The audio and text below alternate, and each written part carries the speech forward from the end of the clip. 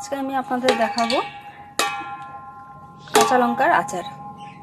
সেজন্য আমি কাঁচা লঙ্কা নিয়ে নিয়েছি। এতে শুধু ব্যবহার হবে সর্ষে, মেথি, ভিনিগার আর হিং। এই কয়টা জিনিসই লাগবে আমার, তাছাড়া আর কিছু লাগবে না। সরষের তেল, সরষের তেলটা গরম করে ঠান্ডা করে তারপর দিতে হবে। আমার সরষা ভাজা হয়ে গেছে, এখন এটাকে আমি ঠান্ডা হতে দিব, তারপরে আমি মিক্সিতে পেস্ট করব। আমি এই চামচের 1 চামচ নিয়েছি মেথি, আর সর্ষেটা একটু বেশি পরিমাণে নেব। এগুলিকে আমি ভেজে নিব, ভেজে তারপর পেস্ট করব। মেথিটা ভাজা হয়ে গেছে,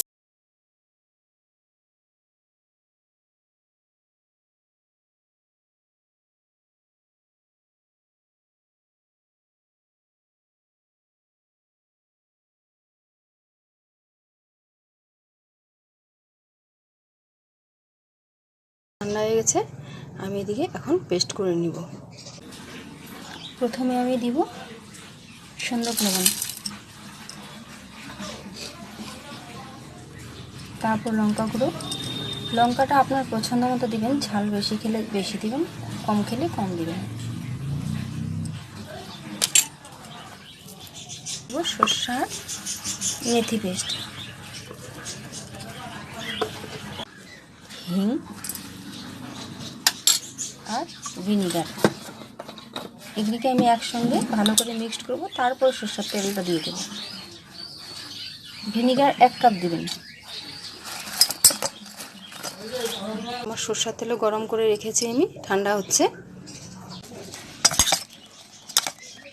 আমি সরষে আর মেথি পেস্টটাও মিক্সড করে নিয়েছি। এখন এটাতে সরষের তেলটা দিব। সরষের তেলটা ঠান্ডা হয়ে গেছে, সরষের তেলটা দিয়ে দিলাম।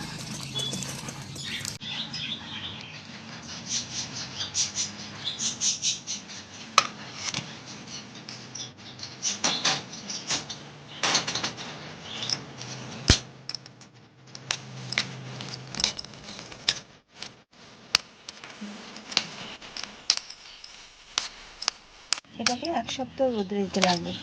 1 সপ্তাহ রোদে দেওয়ার পরে আচার রেডি হয়ে যাবে। দেখুন বন্ধুরা, আমি এটা কাপড় দিয়ে বেঁধে রেখেছিলাম 1 সপ্তাহ। এখন দেখছি আমি এটা কেমন হয়েছে। দেখুন 1 সপ্তাহ পর আমার আচার রেডি। আমার আচার রেডি হয়ে গেছে।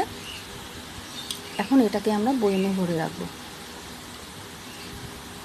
দেখুন আমার আচার হয়ে গেছে, আমি বয়ামে ভরে নিয়েছি। এটা এভাবেই ভরে রাখবেন, তবে অনেক দিন ভালো থাকবে।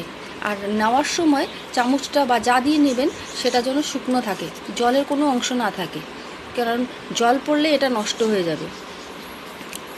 আশা করি ভালো লেগেছে আপনাদের। আপনারা আমাদের চ্যানেলটাকে লাইক করবেন, শেয়ার করবেন, কমেন্টস করবেন আর সাবস্ক্রাইব করবেন। কমেন্টস অবশ্যই জানাবেন কেমন লেগেছে আপনাদের। Thank you.